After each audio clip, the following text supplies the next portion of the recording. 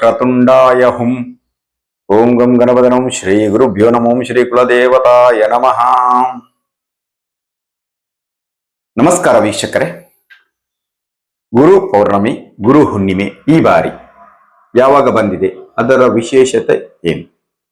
ನಾನು ಇವತ್ತು ಹೇಳ್ತಕ್ಕಂಥ ಕೆಲವೊಂದು ತಂತ್ರಗಳನ್ನು ನೀವು ಆ ಸಮಯದಲ್ಲಿ ಮಾಡಿದಾಗ ನಿಮ್ಗೆ ಖಂಡಿತವಾಗಲು ಅದು ಹಣದ ವಿಚಾರದಲ್ಲಿರ್ಬೋದು, ಆರೋಗ್ಯದ ವಿಚಾರದಲ್ಲಿರ್ಬೋದು, ಅಥವಾ ಸಂಬಂಧಗಳ ವಿಚಾರದಲ್ಲಿ ಏನೋ ಸಮಸ್ಯೆಗಳು ಬಂದಿದ್ರೆ ಖಂಡಿತವಾಗ್ಲೂ ನಿವಾರಣೆ ಆಗ್ತಕ್ಕಂಥದ್ದಕ್ಕೊಂದು ಪರಿಹಾರ ಸಿಗ್ತದೆ. ಕೆಲವೊಂದು ದಿನಗಳು ಶ್ರೇಷ್ಠ, ತುಂಬಾ ಶ್ರೇಷ್ಠ. ಅದರಲ್ಲಿ ಹುಣ್ಣಿಮೆ ಮತ್ತು ಅಮಾವಾಸ್ಯೆ, ಅದರಲ್ಲೂ ವಿಶೇಷವಾಗಿ ಗುರು ಹುಣ್ಣಿಮೆ ಬಂದಿದೆ. ಗುರುವಿನ ಒಂದು ನೆನಪನ್ನು ಮಾಡ್ತಕ್ಕಂತಹ ಗುರು ಹುಣ್ಣಿಮೆ, ಅದರ ವಿಶೇಷ ತುಂಬಾ ಜನ ಹೇಳಿದ್ದಾರೆ. ಸೊ ಯಾವಾಗ ಬರ್ತಾ ಇದೆ ಗುರು ಹುಣ್ಣಿಮೆ ಅಂದ್ರೆ, ಇದೇ ಬರ್ತಕ್ಕಂಥ 29 ಬುಧವಾರ, ವಿಶೇಷವಾಗಿ ಹಿಂದಿನ ದಿನ ಅಂದ್ರೆ ಮಂಗಳವಾರ ಚತುರ್ದಶಿಯಂದು ಪ್ರಾರಂಭ ಆಗುತ್ತೆ. ಸುಮಾರು 6:19 ಸಂಜೆ ಪ್ರಾರಂಭ ಆದ್ರೆ ಮರುದಿನ 8:05 ತನಕ ಇರ್ತಕ್ಕಂಥದ್ದು ರಾತ್ರಿ ಹುಣ್ಣಿಮೆ. ಸೊ ನಾನು ಹೇಳ್ತಕ್ಕಂಥ ತಂತ್ರವನ್ನು ನೀವು ಈ ಸಮಯದಲ್ಲಿ ಯಾವಾಗ ಬೇಕಿದ್ರೂ ಮಾಡಬಹುದು. ಅದರಲ್ಲಿ ವಿಶೇಷವಾಗಿ ಬುಧವಾರ ಮಾಡಬಹುದು. ಗುರು ಹುಣ್ಣಿಮೆ ಅಂದ್ರೆ ನೋಡಿ, ಒಂದು ಮಾತಿದೆ, ಹರ ಮುನಿದರೆ ಹರಿಕಾವ, ಹರಿ ಮುನಿದರೆ ವಿಧಿಕಾವ, ವಿಧಿ ಮುನಿದರೆ ಗುರುಕಾವ. ಅಂದ್ರೆ ಪ್ರಕೃತಿಯ ಎಲ್ಲ ಶಕ್ತಿಗಳು ನಮ್ಮನ್ನು ಕೈಬಿಟ್ಟಾಗ ನಮ್ಮನ್ನು ಕಾಯುವಂತ ಒಬ್ಬನೇ ಒಬ್ಬ ಯಾರಂದ್ರೆ ಅವರು ಗುರು. ಅದಕ್ಕೆ ಗುರುವಿಗೆ ಜ್ಞಾನಕಾರಕ ಅಂತ ಕೊಟ್ಟಿದ್ದಾರೆ.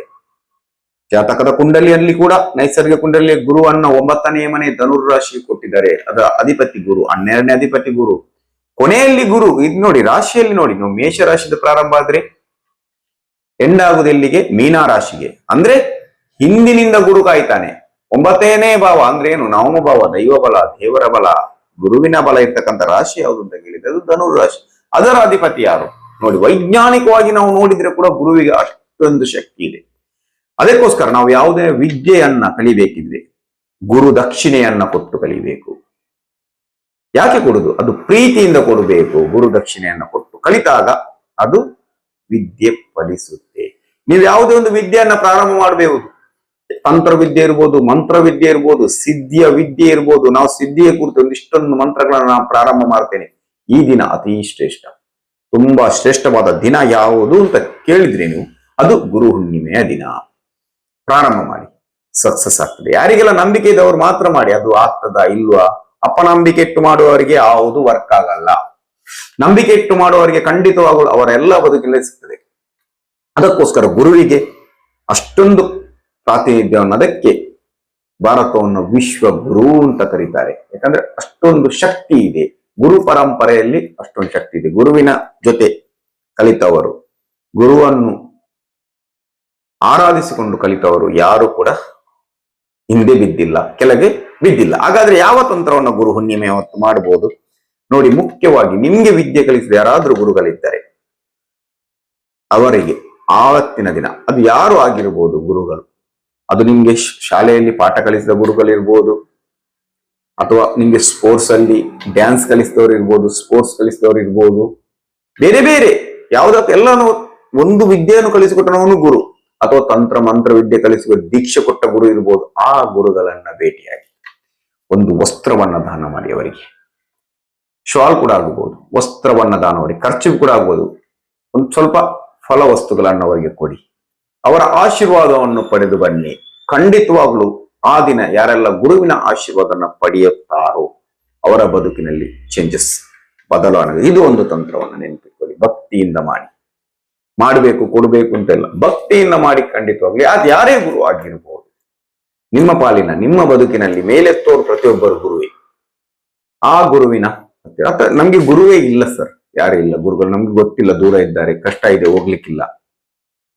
ರಾಘವೇಂದ್ರ ಸ್ವಾಮಿಯ ಸಾನ್ನಿಧ್ಯಕ್ಕೆ ಹೋಗಿ, ಅಥವಾ ನಿಮ್ಮ ಕುಲಗುರು ಇರ್ಬೋದು. ಕೆಲವರಿಗೆ ನಾರಾಯಣ ಗುರುಗಳಿರ್ಬೋದು, ಕೆಲವರಿಗೆ ನಿತ್ಯಾನಂದ ಗುರುಗಳಿರ್ಬೋದು, ಮತ್ತೆ ಕೆಲವರಿಗೆ ಶ್ರೀಧರ ಸ್ವಾಮೀಜಿಗಳಿರ್ಬೋದು, ಇನ್ನು ಕೆಲವರಿಗೆ ಬೇರೆ ಬೇರೆ ಗುರುಗಳಿದ್ದಾರೆ. ಅವರವರ ಜಾತಿಗೆ ಸಂಬಂಧಪಟ್ಟದ್ದು, ಕುಲಕ್ಕೆ ಸಂಬಂಧಪಟ್ಟ, ಅಥವಾ ಅವರ ಮನಸ್ಸಿಗೆ ಸಂಬಂಧ, ಸಾಯಿಬಾಬಾ ಇರ್ಬೋದು. ಆ ಗುರುವಿನ ಕ್ಷೇತ್ರಕ್ಕೆ ಹೋಗಿ ಹಳದಿ ಹೂವನ್ನ ಅರ್ಪಿಸಿ, ಹಳದಿ ಹೂವನ್ನ ಅರ್ಪಿಸಿ.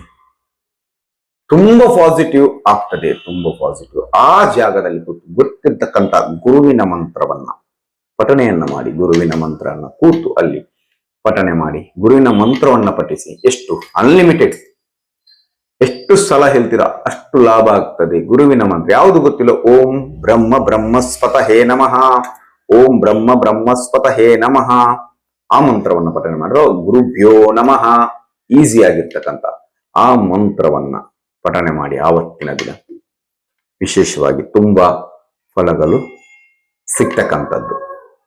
ಮತ್ಯಾವುದು ಸರ್ ಪರಿಹಾರವನ್ನ ನಾವು ಮಾಡಬಹುದು? ಯಾವ ಪರಿಹಾರಗಳು ಇನ್ನಷ್ಟು ನಮ್ಗೆ ರಿಸಲ್ಟ್ ಸಿಗ್ತದೆ? ಮುಖ್ಯವಾಗಿ ಏನಾದ್ರೂ ನಿಮ್ಗೆ ಗುರುವಿನಿಂದ ತೊಂದರೆ, ನಿಮ್ಮ ಜಾತಕದಲ್ಲಿ ಗುರು ದುಸ್ಥಾನದಲ್ಲಿದ್ದಾಗ ಅಥವಾ ಪಾಪಗ್ರಹದ ಜೊತೆ ಕೂತಾಗ ಏನೋ ಸಮಸ್ಯೆಯಿಂದ ಗುರುವಿನ ಸಮಸ್ಯೆ ಬರ್ತಾ ಇದೆ ಅಂತಕ್ಕಂಥವರು, ಸೊ ಏನು ಮಾಡಿ ಅಂದರೆ ನೀವು ಕಡಲೆಕಾಳು, ಕಡಲೆ ಬರ್ತದೆ ನಮಗೆ, ಆ ಕಡಲೆಯನ್ನ ಬಡವರಿಗೆ ದಾನ ಮಾಡಿ. ಎಷ್ಟು ಮಾಡಿ? 1/4 kg ಮಾಡಿ ಸಾಕು. 3 kg ಮಾಡ್ತೀರಾ ಮಾಡಿ, 10 kg ಮಾಡ್ತೀರಾ ಮಾಡಿ, ನಿಮ್ಗೆ ಎಷ್ಟು ಸಾಧ್ಯ ಇದೆ ಅಷ್ಟು ಆ ದಿನ ವಿಶೇಷವಾಗಿ ದಾನವನ್ನ ಮಾಡಿ. ಇರ್ತಕ್ಕಂತಹ ಗುರು ಶಾಪ ಏನಾದ್ರೂ ಇದ್ರೆ ನಿಮ್ಗೆ ಅಥವಾ ದೋಷ ಇದ್ದರೆ ಖಂಡಿತವಾಗ್ಲೂ ನಿವಾರಣೆ ಆಗ್ತಕ್ಕಂಥದ್ದು. ಇದು ಕೂಡ ತುಂಬಾ ಪಾಸಿಟಿವ್ ಆಗಿರ್ತದೆ. ಇದನ್ನು ಕೂಡ ನೀವು ಮಾಡಬಹುದು, ಖಂಡಿತವಾಗ್ಲೂ ಸಕ್ಸಸ್ ಸಿಗ್ತಕ್ಕಂಥದ್ದು. ಅದೇ ರೀತಿ ಇನ್ನೇನು ಮಾಡಬಹುದು ನಾವು? ನಿಮ್ಮ ಮನೆ ಹತ್ರ ಅಶ್ವತ್ಥ ಮರ ಇದ್ರೆ, ಅರಾಳಿ ಮರ ಕರೀತೆ, ಅಶ್ವತ್ಥ ಮರದಕ್ಕೆ ಗುರುವಿನ ಬಲ ಬರಲು ಒಂದು 5 ಪ್ರದಕ್ಷಿಣೆಯನ್ನ ಮಾಡಿ, ಪಂಚಮಂ ಕಾರಿಸಿದ 5 ಪ್ರದಕ್ಷಿಣೆ ಅಥವಾ 9 ಪ್ರದಕ್ಷಿಣೆಯನ್ನ ಮಾಡಿ, ಗುರುವಿನ ಮಂತ್ರವನ್ನ ಹೇಳ್ತಾ ಮಾಡಿ. ನವಗ್ರಹದ ಮಂತ್ರದ ಜೊತೆ ಗುರುವಿನ ಮಂತ್ರ, ಓಂ ಶ್ರೀ ಗುರುಭ್ಯೋ ನಮಃ, ವಿಶೇಷವಾಗಿ ಪ್ರಾರ್ಥನೆ ಮಾಡಿ. ಅಶ್ವತ್ಥ ಮರವನ್ನು ಮುಟ್ಟುವ ವ್ಯವಸ್ಥೆ ಇದ್ದರೆ ಅಶ್ವತ್ಥ ಮರವನ್ನು ಯಾರು ಬೇಕಾದ್ರೂ ಮುಟ್ಟಬಹುದು, ಅದನ್ನ ಮುಟ್ಟಬಾರದು ಆ ರೀತಿ ಯಾವುದಿಲ್ಲ. ಕೆಲವರು ಆ ಏರಿಯಾದಲ್ಲೆಲ್ಲ ಮಾಡಿರ್ತಾರೆ, ಅದನ್ನ ಮುಟ್ಟಬಾರದು, ಏನೋ ನಾಗಂದೇನೋ ಗುಡಿ ಇದೆ ಆ ರೀತಿ ಮಾಡಿರ್ತಾರೆ, ಅವಾಗ ಮುಟ್ಲಿಕ್ಕೆ ಆಗಲ್ಲ. ನಮ್ಗೆ ಮುಟ್ಟುವಂತಹ ವ್ಯವಸ್ಥೆ ಇದ್ದರೆ ಅಶ್ವತ್ಥ ಮರವನ್ನ 2 ಕೈಯಿಂದ ಮುಟ್ಟಿ ಗುರುವಿನ ಮಂತ್ರವನ್ನ ಪಠಿಸಿ, ಅಥವಾ ಅಲ್ಲಿ ಕೂತು ಸ್ವಲ್ಪ ಗುರುವಿನ ಮಂತ್ರವನ್ನ ಪಠಿಸಿ. ನಿಮ್ಗೆ ಹಣಕಾಸಿನ ಸಮಸ್ಯೆ ಇದ್ರೆ ಅಲ್ಲಿ ಮರದ ಹತ್ರ ಮಾತಾಡಿ, ನಿಮ್ಮ ಸಮಸ್ಯೆಯನ್ನು ಹೇಳಿ, ಈ ಮಂತ್ರವನ್ನ ನಾನು ಹೇಳ್ತಾ ಇದ್ದೇನೆ, ನನ್ನ ಸಮಸ್ಯೆಗಳು ನಿವಾರಣೆ ಆಗಲಿ ಅಂತ ಅಲ್ಲಿ ಹೋಗಿ ಪ್ರಾರ್ಥನೆ ಮಾಡಿ, ಅಶ್ವತ್ಥ ಮರಕ್ಕೆ ಹೋಗಿ ಪ್ರಾರ್ಥನೆ ಮಾಡಿ ಬನ್ನಿ. ತುಂಬಾ ಪಾಸಿಟಿವ್ ಆಗಿರುತ್ತೆ, ತುಂಬಾ ಪಾಸಿಟಿವ್ ಆಗಿರುತ್ತೆ. ಸೊ ನೆಗೆಟಿವ್ ಇದೆ ಸರ್ ನಮ್ಗೆ ಎಲ್ಲ ಗುರು ಹುಣ್ಣಿಮೆ ಹೊತ್ತು ಏನು ತಂತ್ರ ಮಾಡ್ತೀರ ಅದು 100ಕ್ಕೆ 100 ತುಂಬಾ ರಿಸಲ್ಟ್ ಕೊಡುತ್ತೆ. ಬೇರೆ ದಿನ ಮಾಡೋಕೆ ಉಂಟದು, ಅವತ್ತು ಹುಣ್ಣಿಮೆ, ಗುರು ಹುಣ್ಣಿಮೆ ಹೊತ್ತು ಎನರ್ಜಿ ಜಾಸ್ತಿ ಇರ್ತದೆ ಸೈಂಟಿಫಿಕ್ ಆಗಿ. ಸೊ ಏನು ಮಾಡ್ತೀರಾ ಅದು ನಿಮ್ಗೆ ರಿಸಲ್ಟ್ ಸಿಗ್ತದೆ, ಮಾಡದವರಿಗೆ ರಿಸಲ್ಟ್ ಸಿಗುದಿಲ್ಲ. ನೆಗೆಟಿವ್ ಮಾತಾಡೋರಿಗೆ ನೆಗೆಟಿವ್ ಆಗ್ತದೆ. ತುಂಬಾ ಜನ ನೆಗೆಟಿವ್ ಮಾತಾಡೋರು ಇರ್ತಾರೆ, ಈಗ ವಿಡಿಯೋ ಎಲ್ಲ ನೋಡಿ ಅದು ಹಾಗೆ ಹೀಗೆ, ಅವರು ಯಾವತ್ತು ಮೇಲೆ ಬರುವುದಿಲ್ಲ. ಅವರಿಗೆ ಗುರುವಿನ ಶಾಪ ಯಾವಾಗ್ಲೂ ಇರ್ತದೆ ನೆಗೆಟಿವ್ ಮಾತಾಡುವವರಿಗೆ. ಆದ್ರಿಂದ ನೆಗೆಟಿವ್ ಮಾತಾಡಬೇಡಿ, ಮಾಡುದಿದ್ರೆ ಮಾಡಿ, ಇಲ್ಲದ್ರೆ ಬಿಡಿ ಅಷ್ಟೇ. ನಂಬಿಕೆ ಇದ್ದವರು ಮಾಡ್ತಾರೆ, ನಂಬಿಕೆ ಇಲ್ಲದವರು